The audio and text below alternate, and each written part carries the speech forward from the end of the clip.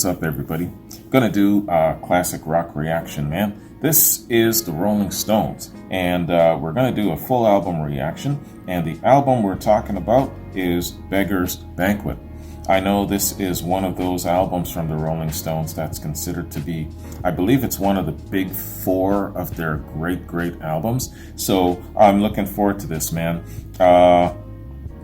Before I pop this off, how I'm going to do it is I'm going to break this album reaction up into 2, perhaps 3 videos. Side 1, side 2, and then the review. We'll see. Sometimes I don't have to split it up, but a lot of the times I do, man. That's just how it goes for the purpose of YouTube. Before I pop this off, I just want to give a shout out and a thanks to Freddy66. Thanks very much for the recommendation and providing links, man. He said, hi Wayne, gonna send you a full album reaction of the Stone Beggars Banquet album. The album many consider to be the beginning of a great stretch of Stone's albums in the late 60s to early 70s. Please skip the last song. It's a remix. The album ends with Salt of the Earth. I know you normally don't do lyric videos, but this one is done so well. The album cover acts as a backdrop to the lyrics. Thanks again for the great channel. Okay, man, thank you, Freddie. Yeah, you know, I mean, sometimes I can't avoid the whole lyric thing. For me, what it is, I can't sit and look at lyrics at the same time listening to the song, because what happens is it becomes very distracting, and if I'm focused on lyrics, I miss a lot of the great nuances of the song. You know what I'm saying? I'm missing the essence and the feel of the song, the vibe of the song. So I find lyrics for that reason to be really distracting from the first time listening experience. I take in more when I don't have lyrics in front of me on the first listen. And then, you know, I'll go back later on and I'll bring up the lyrics and I'll kind of fill in what I missed. Yeah, you can't get everything on the first listen. And I'm like, oh, so that's what it means. Okay, I get it now. I get the full picture. So that's why I typically don't like messing with lyrics on my first listen. It takes some essence away, I find. But hey, it's all good. I mean, you can't avoid it completely. And there are some patrons and subscribers that just insist that I do. So it's all good, man. All right, let's do this. Beggars Banquet, Rolling Stones, side 1. Let's get it.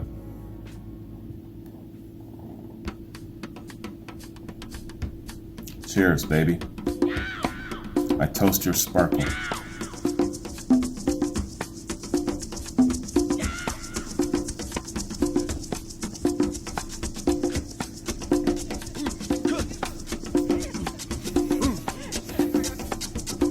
Allow me to introduce myself. I'm a man of wealth and taste. I've been around for a long year. Stole many a man's soul of faith. I was around when Jesus Christ had his moment of doubt and pain. Made damn sure the pilot washed his hands, seal his face. Pleased to meet you. Hope you guess my name. But what's puzzling you is the nature of my game. Stuck around St. Petersburg when I saw it was a time for a change. Who's playing the bass? Killed the Tsar and his ministers. Anastasia screamed in vain. I rode a tank, held a generous rank when the blitzkrieg raged and the bodies stank. Pleased to meet you. Hope you guess my name. Oh yeah. I was puzzling you with the nature of my game.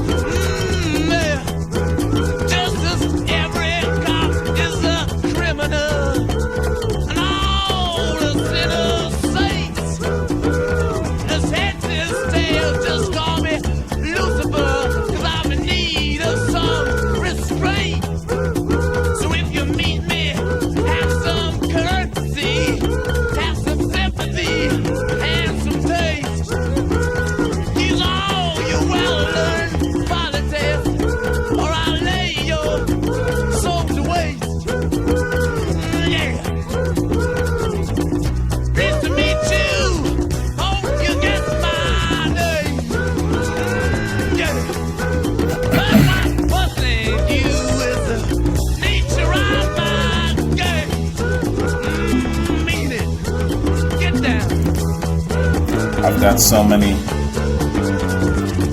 visions and thoughts about those times going on in my head right now.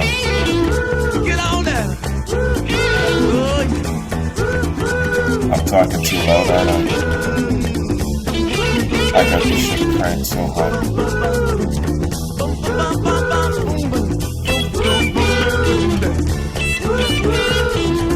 This song embodies the angst and the feels and the desperation and all of the tumultuousness of the times.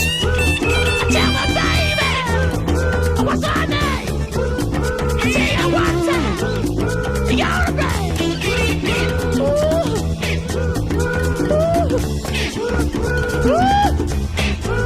All right.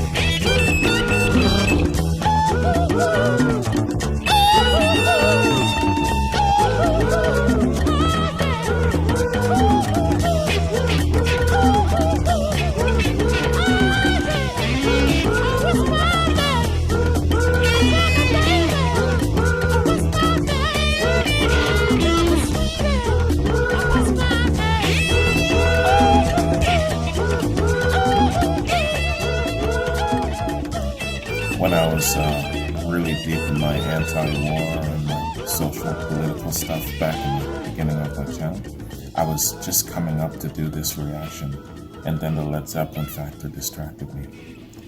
But it would have been a crazy pissing contest had I done this reaction, I know it. People have strong opinions about this song, man.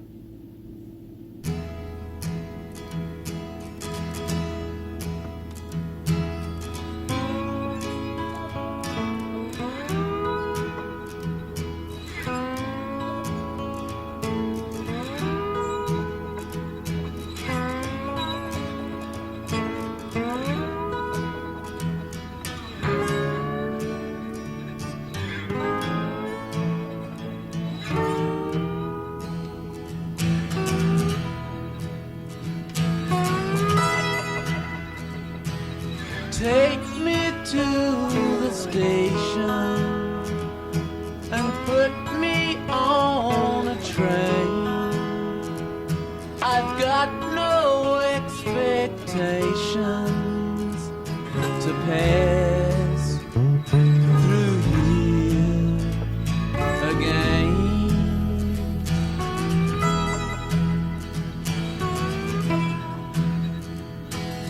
Once I was a rich man, now I am so poor,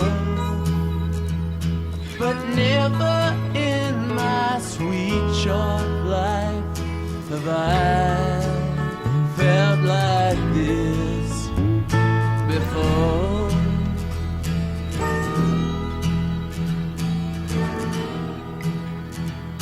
Your heart is like a diamond. You throw your pearls at swine, and as I watch you leaving me, you pack my peace of mind.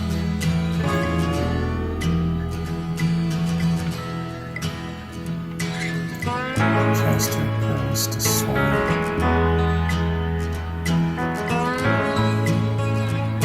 I haven't heard that song since my grandmother.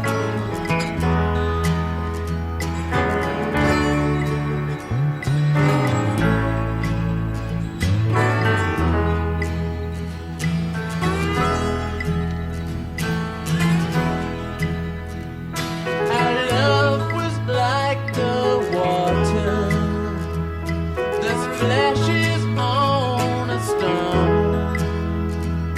Our love is like our music. It's here and then it's gone.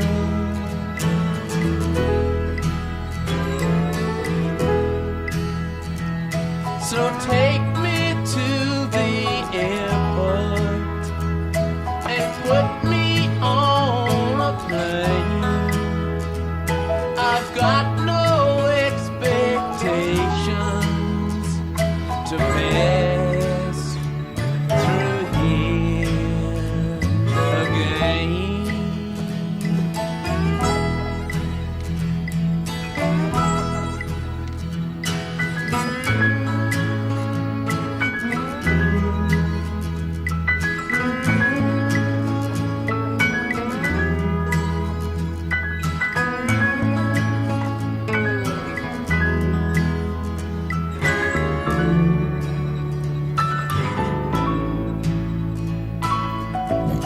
super singer. He's so many things. He's also a really good singer. And I don't know why I forget that sometimes. I'm just thinking of the front man on stage. That's what it is. Please, doctor, I'm damaged. There's a pain where there once was a heart. It's sleeping, it's abating. Can't you please tear it out and preserve it right there in that jar? Oh, help me, please, mama, I'm sickening. It's today, that's the day of the plunge. Oh, the gal I'm to marry is a bow-legged sow. I've been soaking up drink like a sponge. Don't you worry, get dressed, cried my mother as she plied me with bourbon so sour. Pull your socks up, put your suit on, comb your long hair down, for you will be wet in the hour. So help me, please, doctor, I'm damaged. There's a pain where there once was a heart. I'm sleeping, it's fading. Can't you please take it out and preserve it right there in that jar? Yep.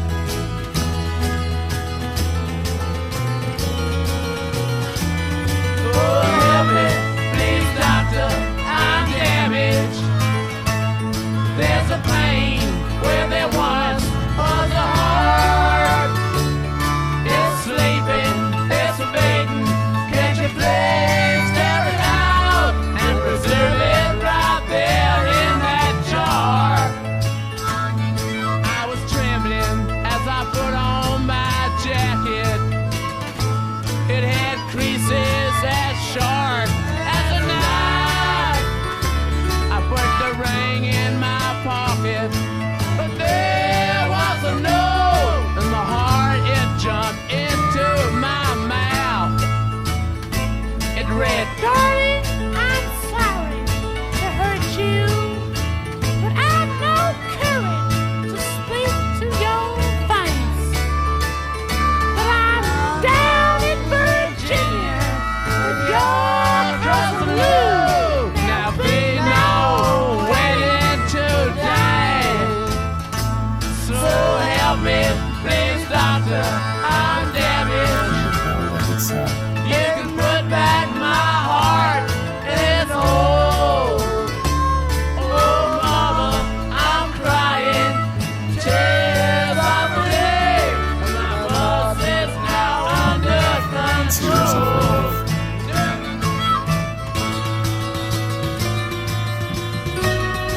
This is a hilarious song. Charming. Excellent. That was great.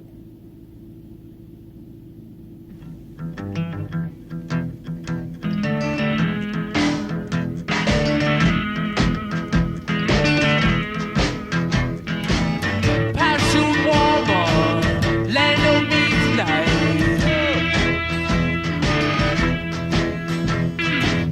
Parachute woman, land on me tonight. I'm free picking the walls and I overspilled Carolina.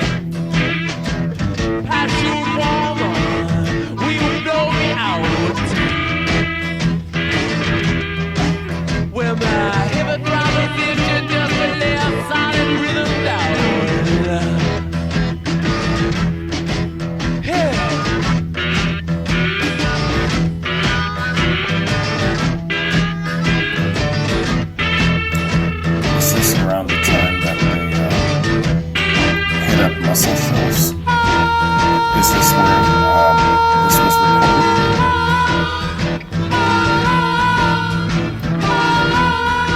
It just popped into my head because of the southern bluesy influence that I'm hearing.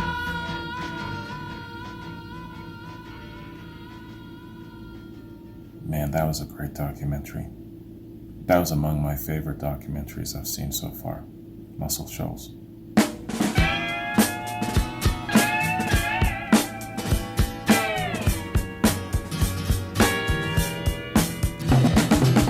There's a tramp sitting on my doorstep, trying to waste his time with his methylated sandwich. He's a walking clothesline. And here comes the bishop's daughter on the other side.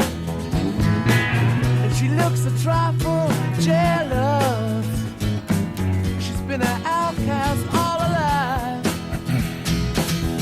Me, I'm waiting so patiently, lying on the floor.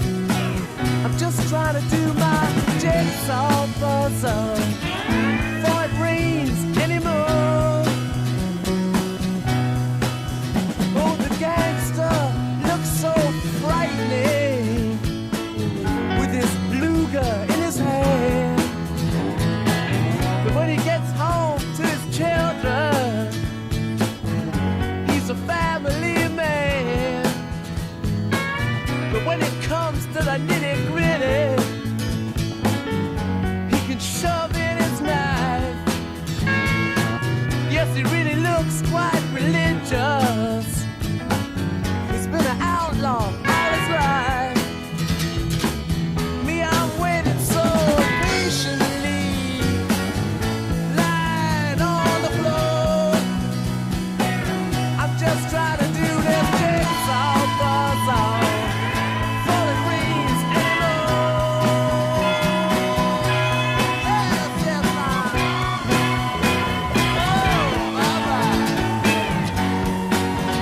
A real gangster isn't the tough person that you see on the street. A real gangster is invisible. Could be your doctor, your lawyer, deacon in your church. Those are real gangsters.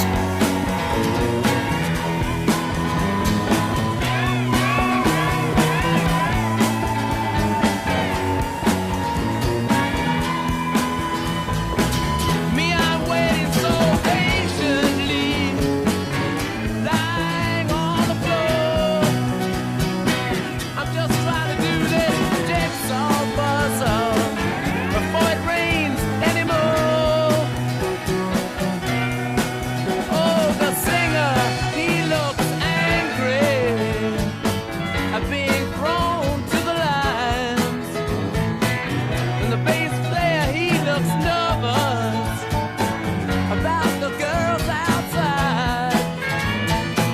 And the drummer, he's so shattered, trying to keep up time.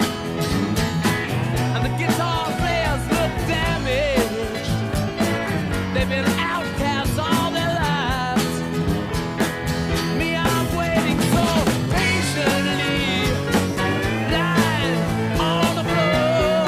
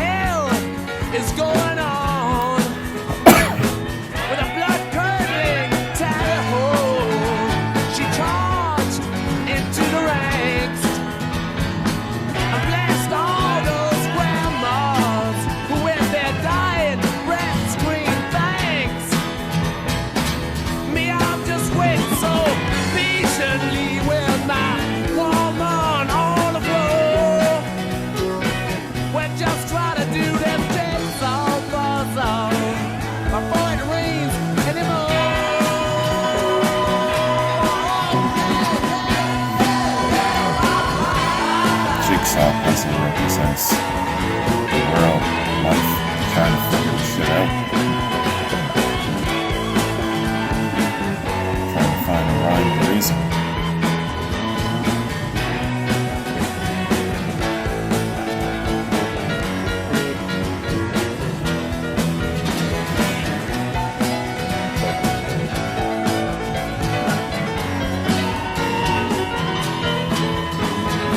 Sounds sweet, doesn't it?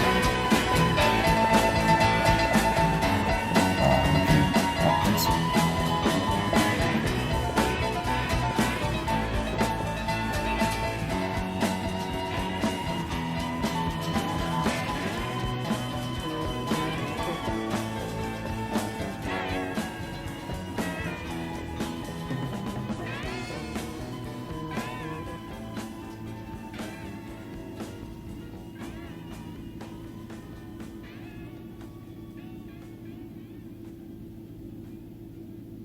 Right on. Okay, y'all. So that concludes side one, man, of Beggars Banquet. I really like the feel, the tone so far, and I like the southern bluesy rock influence that they've got going on there. It's at this point, I guess, in their development in their career that they're just maybe reaching that apex, that point of their musicianship and that point of their vocals and harmonizing and all of those things where it just kind of amalgamates and it's reached that really awesome core peak, you know? And they stretched this out throughout the next couple of albums. So I know that this is one of those albums that a lot of fans consider to be the core four. Meaning that their signature sound was on point. They were really in the zone at this moment. And I can see that, I can feel it, man. From their creativity where it comes to what they have to say politically, for example, Sympathy for the Devil, all the way to their musicianship and how they've got the harmony going on and they've got all of the great undertones of the bass. The bass is sexy as hell. And the piano, they are definitely in the zone and on point here, man. Fantastic songs, great songs. I had a lot of fun with Dear Doctor. All right, so what I'm gonna do here, y'all, is we'll call this the end of side one. And then when I come back, we'll hit up side two, and maybe we'll try and see if we can attach the review on the back end and see how YouTube takes it. I really hope it gets onto YouTube, man, because I don't have enough Stones reactions on my classic platform. One reason being that it doesn't make it up onto YouTube, and the second reason being is that I just haven't focused enough time and energy and effort into it. I often get this question about, hey, you're not doing enough Stones reactions. Can you do more? Can you do more? And I said, yes, of course I will. Of course I will. And, then you get distracted and all that sort of thing. But yeah, I definitely have to do more. I actually had someone ask me, hey, after your Led Zeppelin focus, how about a Stones focus? It's possible, but I don't think that I'm going to do any particular artist focus for a while after Led Zeppelin. I feel that it just takes too much time, energy, and focus into one particular band, and there's just so much variety. I mean, I've only done one Chicago reaction. You know what I'm talking about? I still got to get to the Terry Kath years of Chicago. I still got to get to the Peter Gabriel years of Genesis. I still got to get to the King Crimsons. I still got to get to, there's just so much, right? And so if I was to give another band the Led Zeppelin focus and treatment, I think it would just take away so much. And I think what I want to do is I want to mimic what the Beyond platform is doing and just spread it out where it comes to the variety. Of course, with the classic or the Beyond Classic platform, you can go in any direction, but I'm still sticking, of course, to the classic rock format here. But even within the confines of classic rock, so to speak, there's a lot of expanse. So I got to get back into that. And, in the beginning of the year, I said, get back into the focus of especially some psychedelic, some progressive, and southern rock. And that was my attempt at trying to kind of expand a little bit. So after the Led Zeppelin factor has slowed down and petered out a little bit, I don't know if I'm actually going to take up another project like that. As much as I enjoyed it, it took a lot out of me, focus-wise and time-wise. It took a lot of concentrated effort to try and do this consistently, and I don't know if I have that in me to do it. We'll see. I'm just talking now. All right, y'all. All of that from listening to the first side of Beggars Banquet from the Stones. Okay, so let's cut this off here, and then when I come back, let's hit up side 2. See you in a sec. Okay, everybody, here we are, man, back again. Let's hit up side 2 of Beggars Banquet, man, the Rolling Stones. Fantastic sound they've got going on. Mick Jagger, the singer, and they've got good harmony, good musicianship going on. I love all the instruments. They've got their own kind of platform. You can hear everything very, very clear. This is a great, great album so far, man. All right, so let's check out side 2 of Beggars Banquet. Let's get it.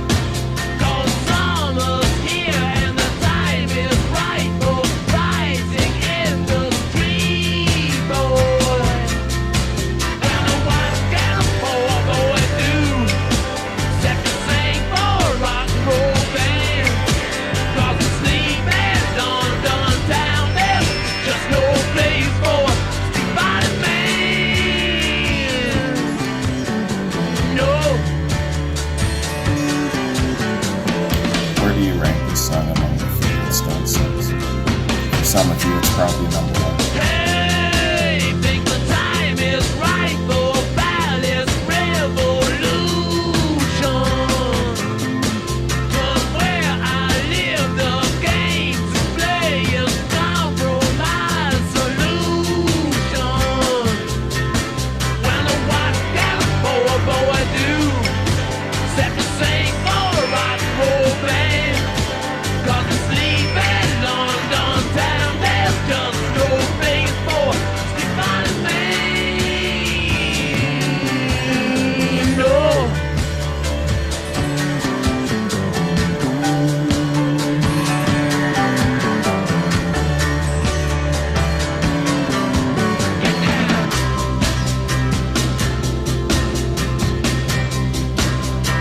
Hey, so my name is called Disturbance. I'll shout and scream, I kill the king, I rail at all his servants. And what can a poor boy do? Set to sing for a rock and roll band. Got to sleep and on down, there's just no place for street-fighting man. No. Hear that?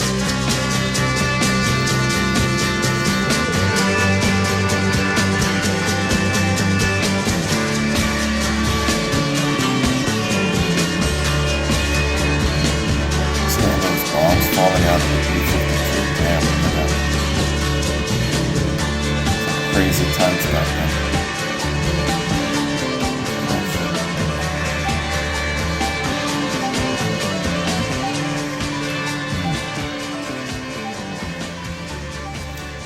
M113s. Damn.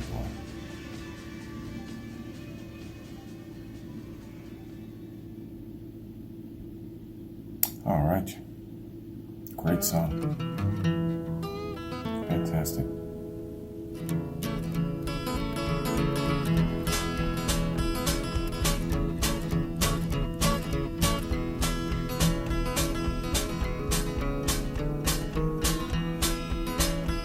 Well, poor boy took his father's bread, started down the road,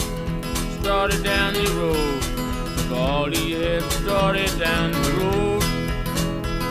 Going out in this world, well, God only knows, and that'll be the way to get along. Well, poor boy, all he had, family come in the land, spent all he had, family come in the land. I believe I'll go behind me to some man, and that'll be the way I'll get along. Well, man said, he's dog, for to feed my swine, give me his dog, for to feed my swine. Oh, stood there, hung his head and cried. There's no way to get it on. See, I believe I ride, believe I go back home, believe I go back home, believe I ride, believe I go back home. Or down the road as far as I could go, and that'll be the way to get along. Oh, father said, see my son coming after me, coming home to me.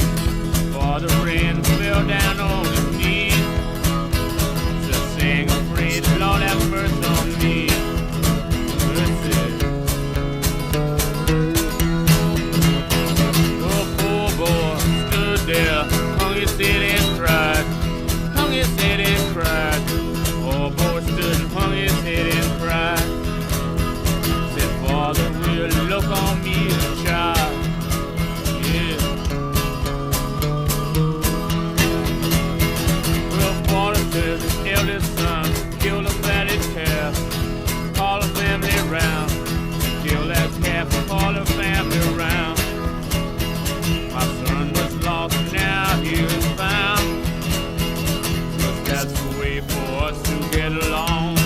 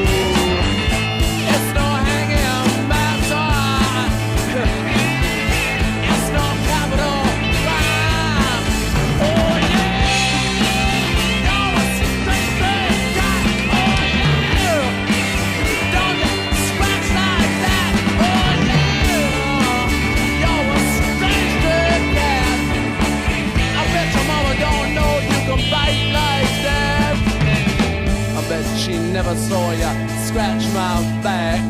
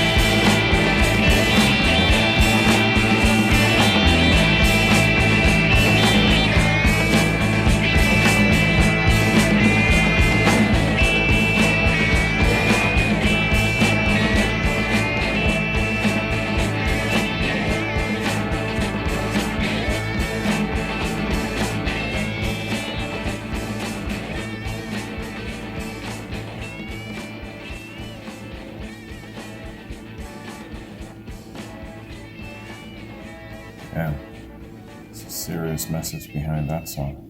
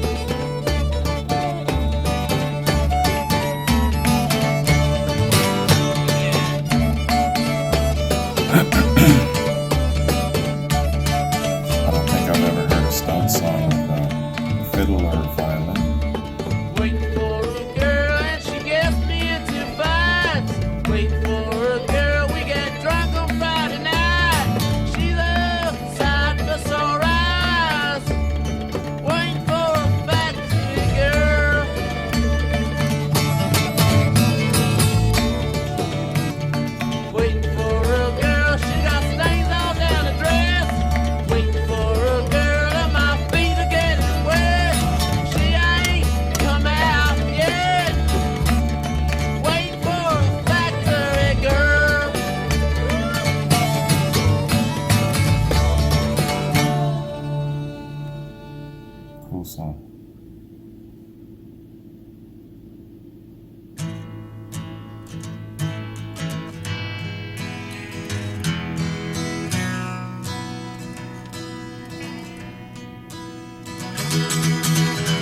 Let's drink to the hard-working people.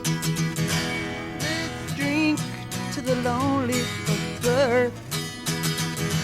Raise your glass to the good and the evil.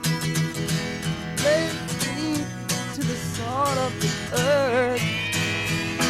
Say a prayer for the common foot soldier. Spare a heart for his back-breaking work. Say a prayer for his wife and his children. Who burn the fires and who still till the earth.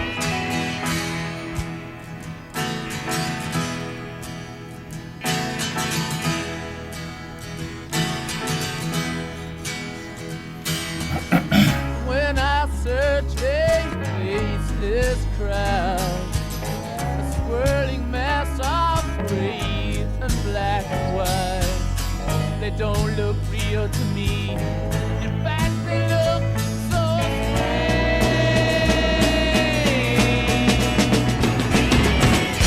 Raise your glass to the hard-working people. Let's drink to the uncounted heads. Let's think of the wavering millions. Lead leading, but they gamblers instead. They're born for the stay-at-home voter. Empty eyes gave the strange TV show. And parades of gray-suited grafters. Just the cancer of polio.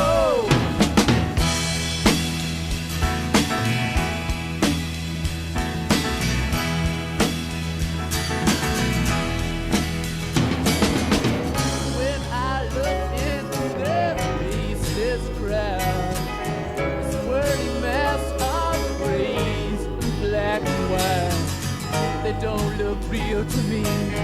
Or don't they look so strange?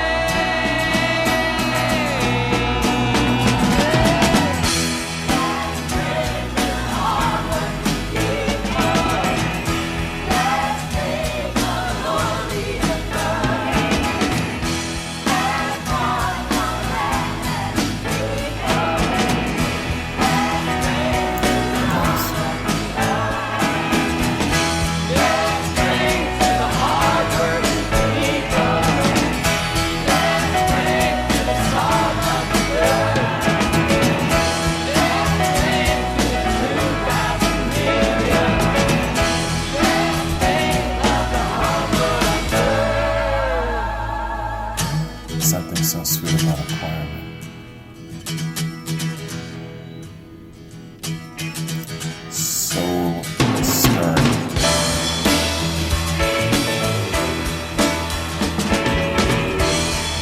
Listen to that.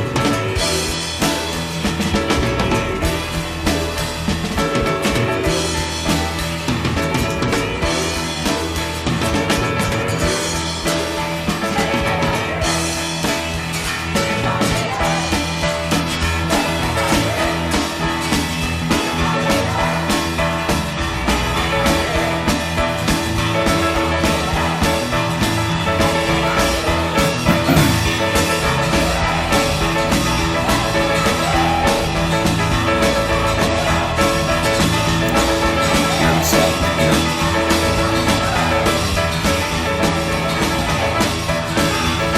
I like toasting song.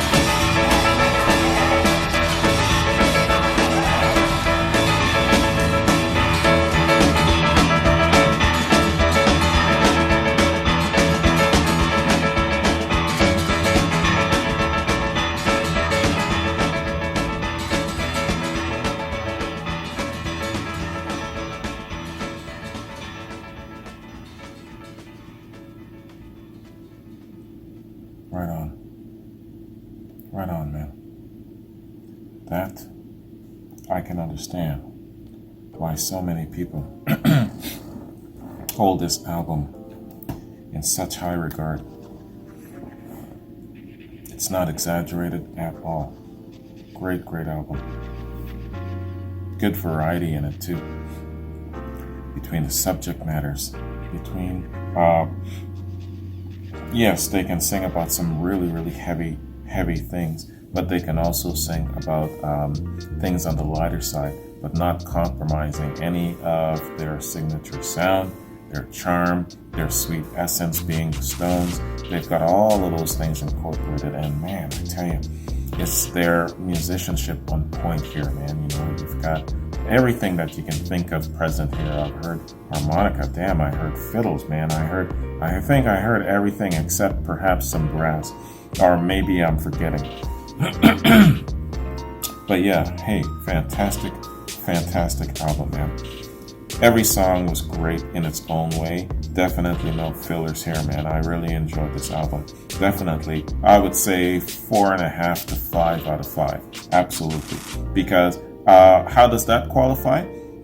If I know within myself that I would listen to this whole album without skipping a thing, and I would listen to it a bunch of times, it's just a part of my song list, on a Sunday when I've got a day off and I'm chilling at home, sit on my porch, some sugarcane rum in hand, chill, put this on, I won't skip a single thing. So I do that sitting on my porch on a Sunday afternoon sugarcane rum test. That's how I know. All right, man. Let's call this the end of side 2, man, and do a little point break here, so I'll know what I'm doing where editing is concerned, and then let's come back and let's hit up a review. Okay? See you in a sec. Okay, y'all. Let's do a review, man. A review of this excellent album, and Rolling Stones definitely in their zone at this point. And this, I believe, is the beginning of a string of really, really excellent albums. I believe 4 is the number, being among their greatest, but maybe I'm wrong about that. But I know that this is one of those 4 that a lot of people consider to be among the best of their creative times. So I have no reason to doubt that, man. This was excellent. So let's do a review on these guys, man. See where they were, what their creative input and influences were, how they were feeling, the lineup, what was going on, the fabric of what was happening in their life at this time. Some crazy times that they were coming up in, that's for sure. Lots of source material back then. Excuse my damn throat. All right, Beggars, Banquet. Beggars, Banquet is a studio album by English rock band The Rolling Stones, released in December of '68 by Decca Records in the UK and London Records in the US. It's the band's 7th British and 9th American studio album. It was the first Rolling Stones album produced by Jimmy Miller, whose production work formed a key aspect of the group's sound throughout the late 60s and early 70s. Brian Jones, the band's founder and early leader, had become increasingly unreliable in the studio due to his drug use, and it was the last Rolling Stones album to be released during his lifetime, though he also contributed to 2 songs on their next album, Let It Bleed, which was released after his death. Jones did, however, contribute to the group's hit song Jumpin' Jack Flash, which was part of the same sessions and released in May of '68. Nearly all rhythm and lead guitar parts were recorded by Keith Richards, the Rolling Stones' other guitarist and the primary songwriting partner of their lead singer, Mick Jagger. Together, the two wrote all but one of the tracks on the album. Rounding out the instrumentation were bassist Bill Wyman and drummer Charlie Watts, though all members contributed on a variety of instruments. As with most albums of the period, frequent collaborator Nicky Hopkins played piano on many of the tracks. Fantastic work, Nicky Hopkins. The recording marked a change in direction for the band following the psychedelic pop of their previous 2 albums, Between the Buttons and their Satanic Majesty's Request. Styles such as roots rock and a return to the blues rock sound that had marked early Stones recordings dominate the record, and the album is among the most instrumentally experimental of the band's career, as they use Latin beats and instruments like the claves alongside South Asian sounds from the tanpura, tabla, and shinai, and African music-influenced conga rhythms.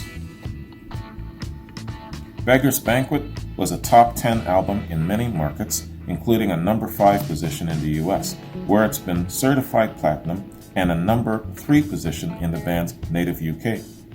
It received a highly favorable response from music critics, who deemed it a return to the band's best sound. While the album lacked a hit single, at the time of its release, songs such as Sympathy for the Devil and Street Fighting Man became rock radio staples for decades to come. Being one of their most acclaimed albums, it's considered as the beginning of the band's enduring reputation as the greatest rock and roll band in the world.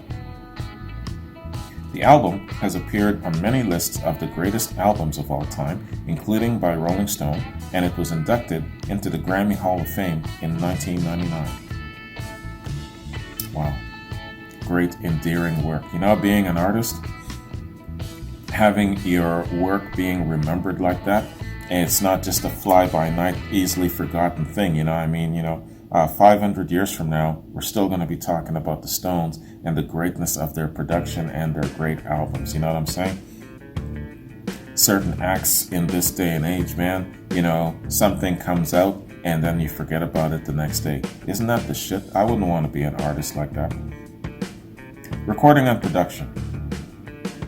Glenn Johns, the album's recording engineer and a longtime collaborator of the band, said that Beggars Banquet signaled the Rolling Stones' coming of age. I think that the material was far better than anything they'd ever done before. The whole music of the record was far stronger to me musically, unquote. Producer Jimmy Miller described guitarist Keith Richards as a real workhorse while recording the album, mostly due to the infrequent presence of Brian Jones. When he did show up at the sessions, Jones behaved erratically due to his drug use and emotional problems. Miller said that Jones would show up occasionally when he was in the mood to play, and he could never really be relied upon.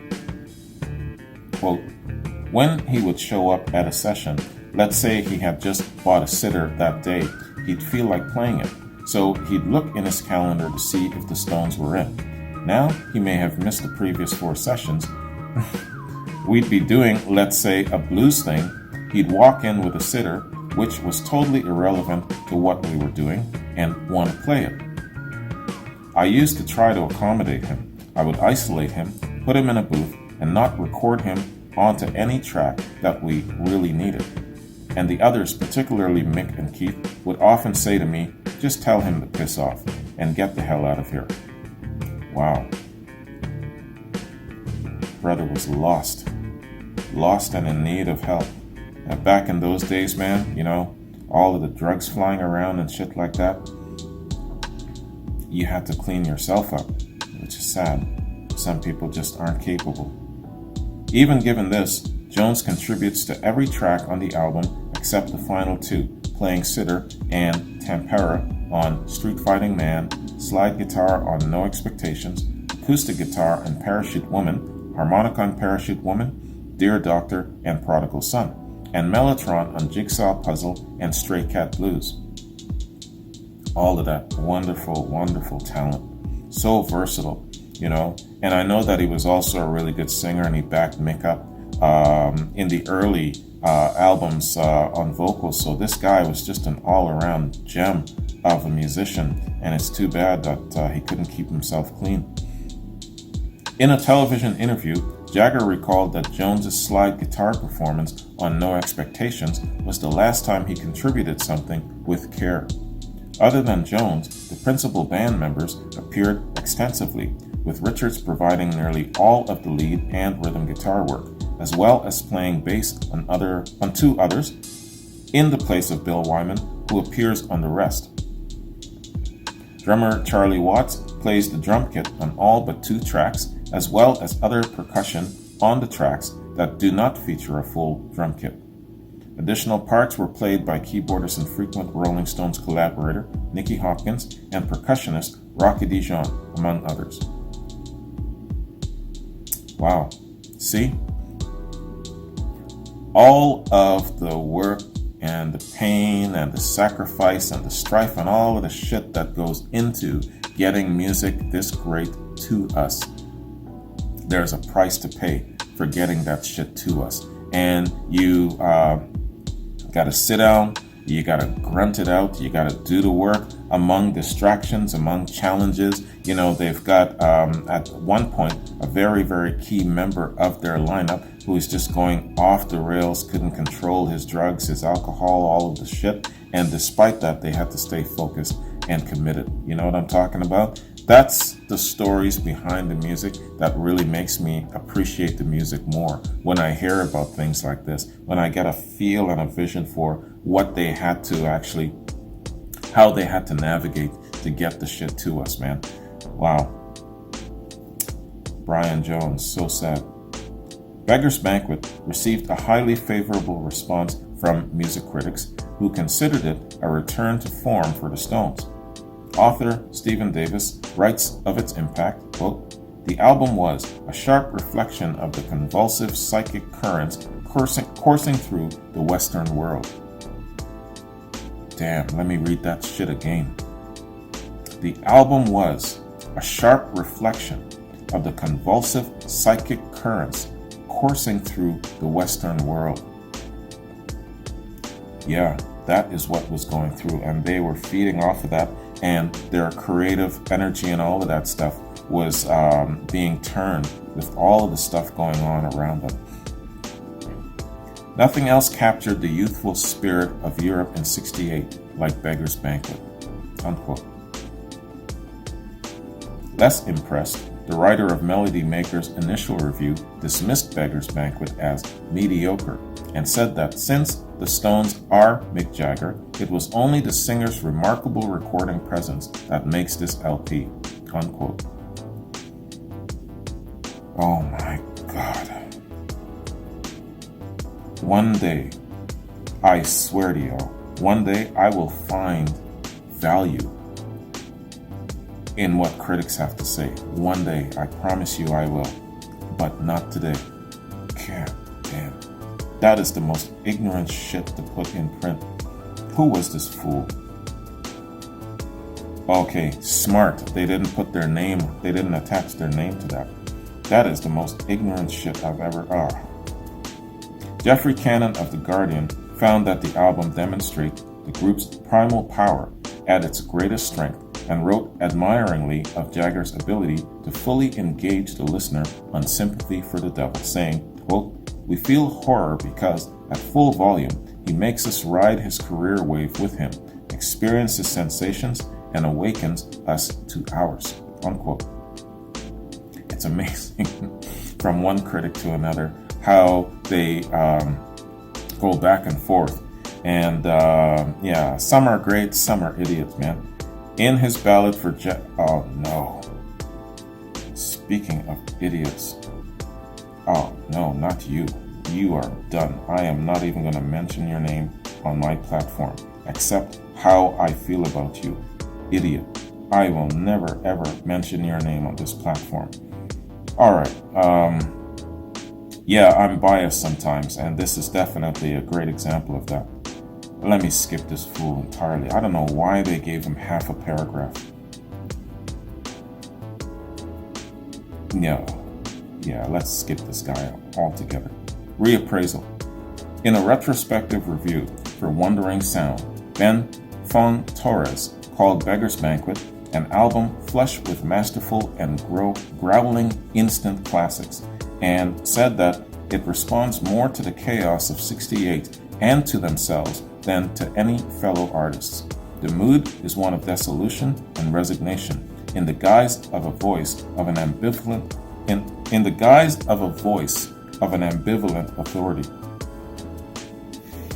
Again, taking you back to those times, man, of challenges, those times of angst, those times of all kinds of social, political unrest, confusion, and America is still formulating their solidarity. You know what I'm talking about? Yo, it reflects in the music and the times. Colin Larkin, in his Encyclopedia of Popular Music in 2006, viewed the album as a return to strength, which included the socio-political street-fighting man and the brilliantly macabre Sympathy for the Devil, in which Jagger's seductive vocals was backed by hypnotic Afro rhythms and dervish yelps. Beggars' Banquet has frequently appeared on professional listings of the greatest albums. It was included in the basic record library of 1950s and 60s recordings published in Christgau's Record Guide, Rock Albums of the 70s and 81. In 2000, it was voted number 282 in Colin Larkin's all-time top 1,000 albums. In 2003, it was ranked at number 57 on Rolling Stone's list of the 500 greatest albums of all time. It ranked at number 185 in a 2020 revised list. Also in 2003, the TV network VH1 named Beggars, Banquet the 67th greatest album of all time. The album is also featured in the book 1001 Albums You Must Hear Before You Die. In '99, the album was inducted into the Grammy Hall of Fame. Based on such honors, the aggregate website Acclaimed Music ranks it as the 39th most acclaimed album in history. Damn, man. You see that? That is what I'm talking about.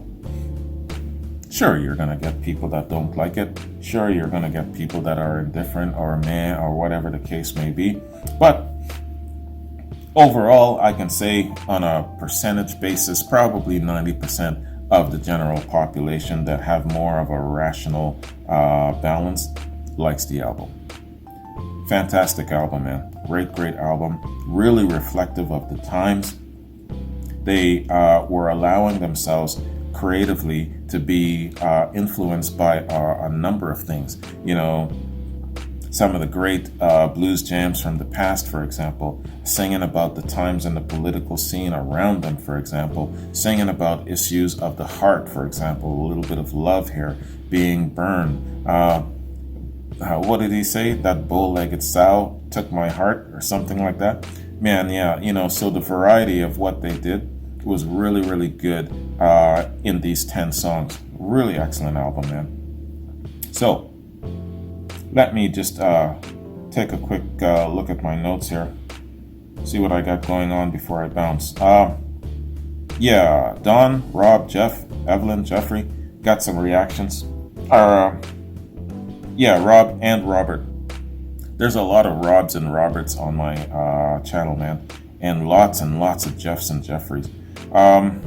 Yeah, so that's what I got going on. I know there's a Coverdale Page album reaction there. There's some Southern rock in there. There's some Jethro Tull in there. And yeah, there's a whole mixture of things. I know there's a little bit of psychedelic rock in there as well.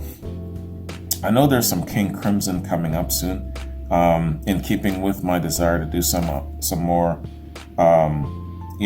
progressive rock as well. So a whole mixture of things, which is really nice, man. Anyways, guys, this was an excellent album, fantastic album, one of the best ever recorded. 500 years from now, we're still going to be talking about this album and this period in Rolling Stones history that made them so fantastic, made them christened as being the greatest rock and roll band. You know, absolutely well deserved. So, thanks for joining me. Hope you enjoyed. Take care, and I'll catch you in another Stones reaction whenever that'll be. Peace out.